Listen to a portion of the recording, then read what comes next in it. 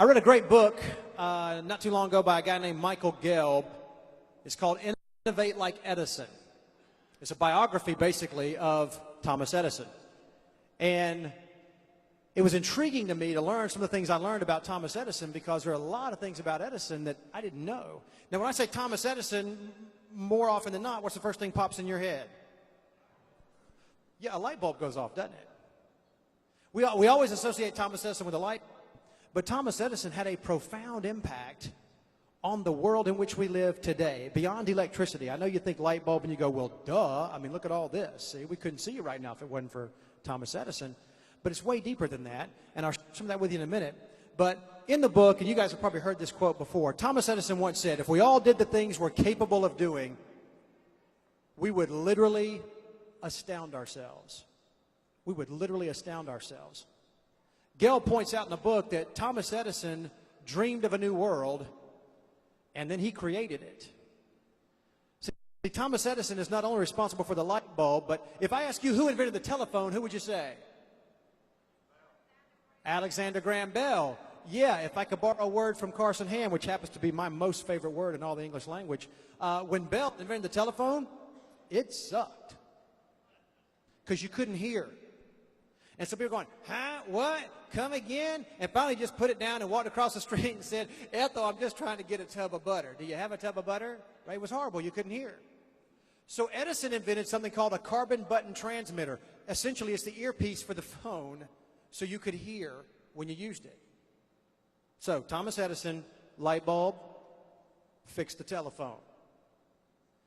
How many of you carry one of these around, right? Everybody in the room, right? Some variation of this, right? Telephone, BlackBerry, whatever. Okay, so we talk about Alexander Graham Bell, but in reality, had it not been for Edison's earpiece, we might not be using one of these, at least not like we do today. Okay, again, the fact that you can see me in this room right now is a testament to Edison and how he changed the world. But it's even better than that. See, Thomas Edison invented the phonograph. Now, I know some of you are going, the what? Yeah, a record player. And I know some of you are going, what? Yeah, it's like a 8-track player, right? And I know some of you are still going, what? Yeah, like a cassette player, okay? Yeah, and so a CD player, iPod, right? See, iPod, okay? Before the iPod, way back there was a thing called a phonograph, a record player. And Thomas Edison invented that. Light bulb, fixed the phone, record player. But the deal on the record player is not so much that, oh, it's a record player, crank the thing and oh, Victrola. Not that, but that you now could do what? Record sound. And I'm sensing that this is not working right now, right? So I should get Tommy in. No. Record sound. See, before that, if you wanted to hear a speech or a concert, you had to do what? You got to be there, or you miss it. See, before that, if you want to hear Abraham Lincoln give the Gettysburg Address, you got to be on the battlefield of Gettysburg when he talks. Otherwise, you don't get to hear it. See? So talk about an impact. Light bulb, fix the telephone, phonograph, record player, you could record sound now. And later in life, he said he wanted to set out to do for the eye what the phonograph did for the ear, and Thomas Edison partnered with some people in the field, and Thomas Edison invented the movies. Wow. So the fact that we can record sound and video, the fact that we can turn on a light, okay, the fact that we can use a telephone, we can hear on the other end. Thomas Edison. Thomas Edison dreamed of a new world, and then he created it. And you say, what in the world has Thomas Edison and all that stuff got to do with me? Brian, I'm not an inventor. I'm not going to invent anything. I beg to differ. Every one of us is in this room today because at some point we decided we wanted to create a new world for ourselves and our family. Now, you may not want to do it on the scale of Thomas Edison. You may not want to be the next Mother Teresa or Martin Luther King Jr. or somebody like that, Billy Graham. You may not want to do anything that big. But you may want to just create a new world for yourself and your family.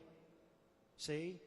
Maybe you say, I don't need to be Mother Teresa, but I tell you what, if I could just make an impact in the life of that child, see, then I would know I had done something significant. Does it make sense? If I can make an impact by delivering a claim check, I would know I did something significant. If I can make an impact by going and doing a swab out there and filling out a form and putting it in an envelope, if I knew I could do that, then I know I'd do something significant. See, Thomas Edison dreamed of a new world, and then he created it, just like you and I dream of creating a new world for ourselves and our family. So you say, well, a guy could do that and then go create it on that scale. Surely I could go create it on my scale. And how would I do that? And I would say you do it by employing a simple philosophy that says, if we all do the things we're capable of doing, we would literally astound ourselves. Notice, Edison, nowhere in there did he say, if we all did the things somebody came along and gave us, we'd astound ourselves. See, too many of us are waiting for somebody to come along and recognize that we got all the talent, all the skills, all the ability, and say, here it is. Some of you in this room today are waiting for your district sales coordinator because you know they're working on a hospital. Oh, they pretty close to getting it, they said. And you're waiting until they get the hospital authorization, so they'll do what? Ask you to come be a part of the enrollment. See? But if you want to astound yourself, let me find it. You don't wait for somebody to come along and say, hey, we got the hospital group. You do what Sandy Loden did, and you go out and you open 33 payroll accounts this year. See? You don't wait for somebody to say, let me give this to you. You do not get astounding results by waiting for someone to give you something. You got to go get it. We'll talk more about that here in a second. Notice also, he did not say, if we all did the stuff that was easy, we all did the stuff that was easy, we'd literally astound ourselves. He didn't say that. Nothing of significance, I believe, can ever be accomplished, guys, if it's easy. If it's easy, everybody would be doing it. See, we have said oftentimes in sales school over the years, if this thing was easy, we wouldn't need you. They wouldn't have needed me 20 years ago. John, Paul, Bill, they had some kids, Shelby, Dan, right? Another Bill. Trip Amos told me one time, Brian, we don't have but 5 names in our family. We just keep recycling them. See? But see, they could have just got together and said, boy, this is so easy, we just do this ourselves. We don't need anybody else. Right? So listen, guys, it's not easy, and it's not going to be easy. Some of you are here today saying, you know, I just don't know. I'm not sure. When I came, I wasn't sure if this was, you know, some of you are thinking about it. Some of you hadn't been to school in Columbus yet. You're going to come see us next month, and we're looking forward to that. But some of you have been to all that, and you go, but you know what? It's just not happening for me. It's just not happening. Listen, he didn't say if we all did the stuff that was easy, we would astound ourselves. The stuff that's easy. You know what? Sitting on my couch eating Cheetos is easy. There's nothing astounding about that. Well, except that I can't get the orange off my fingers, and that intrigues me. But that's not astounding. See, that's just intriguing. You understand? So he didn't say do the easy stuff, you'd astound yourself. No, he said do what you're capable of doing, and you'd astound yourself. Now, he also didn't say, and don't you hate it when you lose your train of thought? He also didn't say, if we all did the stuff that was safe, we'd astound ourselves. He didn't say that. There's a guy named John Ortberg wrote a great book called If You Want to Walk on Water, You Got to Get Out of the Boat. In that book, he relates a passage from the Bible where 12 guys are in a boat one night, and it gets a little rocky, and they're a little nervous, and they look out on the water, and they see what looks like a man walking on the water. And one of them says, Peter, I think that's Tim Tebow out there. I think that's Timmy. Come on, Timmy, I'm going deep. No. Peter looked out in the water and said, hey, I think that's Jesus. He said, Lord, if that's you, call me and I'll come. And Jesus said, this will be fun. It's me, Peter, come on. Peter stepped out of the boat. And when he did, guess what happened? He walked on the water. Now listen, Ortberg in his book also points out the #1 selling recliner in America is called what? That's right, lazy boy. It ain't called risky boy. Lazy boy. But see, Peter he wasn't lazy. He didn't go with what was safe. Okay, the seas were doing this number. He said, nope, I'm going to step out. Couple things to note about that. Number one was when Peter stepped out of the boat, there were 11 guys who didn't move. 11 guys who didn't move. 11 guys who said, I'm going to opt for safe. See? Peter stepped out of the boat, and he did what he was capable of doing. Everybody in the boat was capable of stepping out. He's the only one who did. The other guys settled for content over capable. Here's what that tells me. It tells me that when you do what you're capable of doing, get ready, because when it's a little like this, you're liable to be walking by yourself. Only not completely by yourself, but that's a different story, and there ain't a steeple on this building, so I'm not going to talk about that right now. You understand what I'm saying? When you opt for capable over content, you may be walking it alone. And listen to me, some of you are here today, and you're saying, boy, it sure is lonely out here. And you know what? I'm looking around. Everybody I know has got a real job. I hear the state's hiring.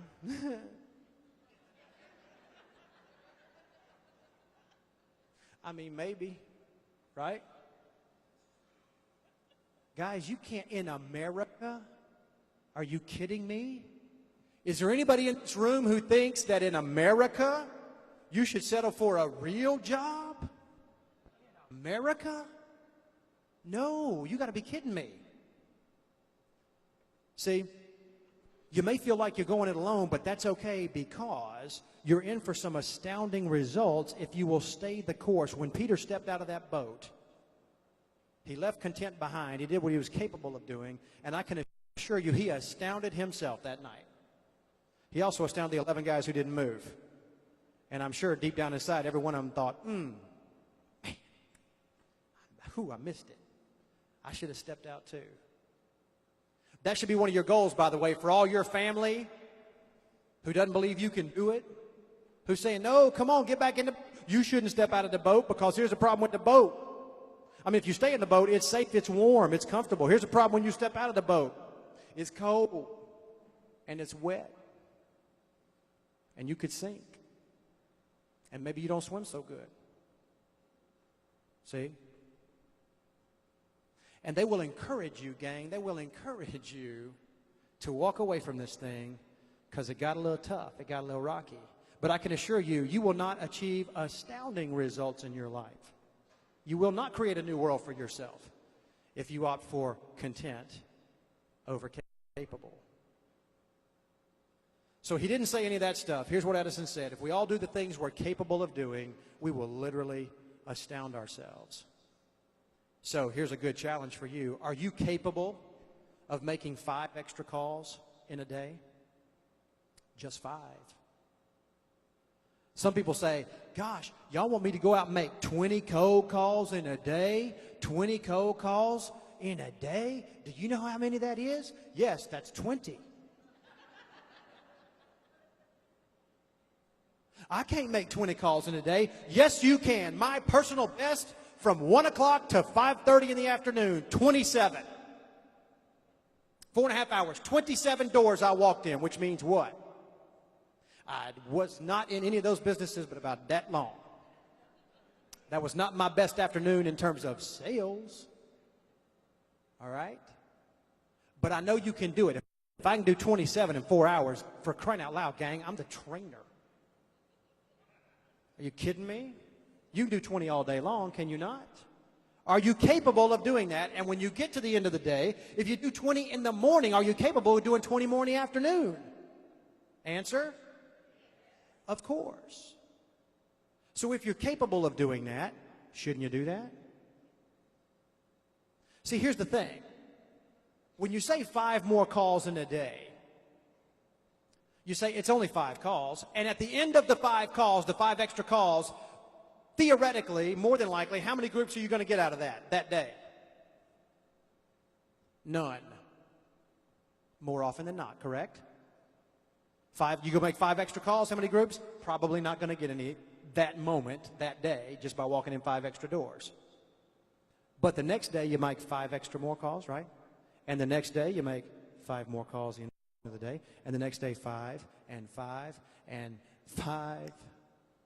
$5 foot long. I'm sorry, I've been singing that all week long, and my wife's been about to shoot me, and that was for you, honey. If you make 5 extra calls every day, at the end of a week, how many extra calls have you made? So 5 times 5 is 25, okay. At the end of a month, how many extra calls have you made? 100, right? Let me ask you something. If you made 1,200 extra calls over the course of a year, would that get you some astounding results in terms of new groups? I can't hear you. I know it's late. Of course it would. For many of you, don't lie to me, for many of you, 1,200 extra, you ain't even going to do 1,200, period.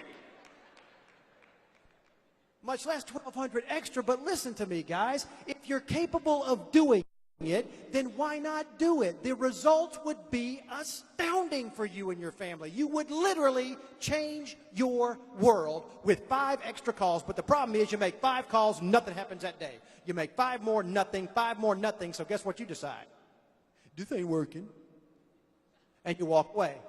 See, success is not some singular cataclysmic event. Edison proved that. He was trying to develop a storage battery. Thousands of times he tried and failed. Nothing happened. One day somebody asked him, look, aren't you getting frustrated that you've tried thousands of times and you still, all these failures, and you still haven't developed the battery? And he goes, are you kidding me? I've had tons of success. I know thousands of ways it won't work. But if you don't have that mindset, here's the problem. You go and you do 5, and you're thinking, no, I'm just going to walk in one day and the hospital's going to say, boom, here it is. And you say, woohoo, I got the big group, 1,200 people. I'm set for life. Until next year when they switch it to a different broker. So you're looking for the big hit. It doesn't work that way, guys. It's 5, 5, 5 extra every day, and it's the cumulative effect of doing 5 every day. You understand this with your health, because here's what we do, okay? You know the phrase, an apple a day keeps the doctor away. Apple a day keeps the doctor away. What about a candy bar a day? It's a pound a day, somebody said. See, here's the problem, guys. You know, everybody knows an apple a day keeps the doctor away. In other words, eat healthy, live right. But here's the problem. You eat a candy bar today, and do you drop dead of a heart attack? Nope. Tomorrow, you eat another candy bar instead of an apple. Do you drop dead of a heart attack? No. You understand where I'm going with this? It's not about the day. It's about the cumulative effect of every day making one decision, that when you roll that together by the end of a week, a month, a quarter, a year, all of a sudden you have created astounding results. Do you see that? Because everybody in this room is capable of going and making, for example, 5 more calls. Everybody in this room is capable of putting, and I'm working on this, and I got to be honest because my wife's in the room. We are all capable of doing this right here. Sir, just put it down and walk away. Just put it down and walk away. No, honey, but red light, honey, red light. Red light, blinky, blinky, red light, blinky. No, put it down and walk away. Are you capable of doing that at the end of the day? Yes, you are. So what if you did that? How would that change your relationships at home? Everybody in here is capable of sitting down with your kids and doing 4 or 5 math problems. Well, okay, well, maybe not math problems, but you're capable of sitting down with them and helping with your homework, all right? Dads especially. What if we did that? Everybody in here is capable of just taking a few minutes one night of every week and step outside and look up at the sky and count the stars with your kids. You say, we went outside, we counted stars, we got cold, everybody was hacked off, and we came in yelling and screaming at each other. Big deal. But what if you did that again the next day and the next day or the next week and the next week? You understand? The cumulative effect would produce what for that relationship? Astounding results. The problem is, guys, you and I do something a couple of times, it doesn't work for us, and we move on to the next thing. We say, well, that didn't work. We'll never get astounding results by doing that, okay? But see, here's the beauty of it. He didn't say go do one big cataclysmic extraordinary thing and you'll get astounding results. What he said was do what you're capable of doing. Little bitty things every day. Small things. Just do that with consistency. You're capable of doing that. And when you do it, you'll get astounding results. Guys, I'm excited about 2009 for us. I think it's going to be a good year. I really do. I know if every one of us in this room focuses on what are the things I'm capable of doing. I'm not going to worry about getting the big hit and getting the next Walmart and this and that. If those come along, great, yay me. I'm going to focus on doing the little things I can do every day. 5 more calls, 5 more calls, 5 more calls, whatever it is. I'm going to focus on those things. I know when I do that because I'm capable of doing that. I may not be capable of landing the next Walmart in my own head, but I know in my head I can walk into 5 more doors today. That's easy. Everybody in this room can do that. So if I do that, let me see what the cumulative effect of that decision is at the end of a week, a month, a quarter, and a year. And I promise you guys, I promise you, if everybody in this room takes on that mindset, I'll do what I'm capable of doing, we will absolutely not just change your individual world, but we will change the world of Alabama, West Florida in 2009. You believe that? Sure you do. If you do, let me hear you.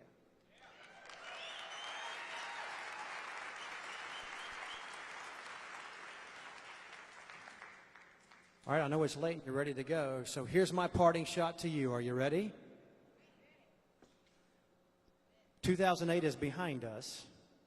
2009 is ahead of us. Let's get out of here and go astound ourselves today. Thanks, guys. Have a good year.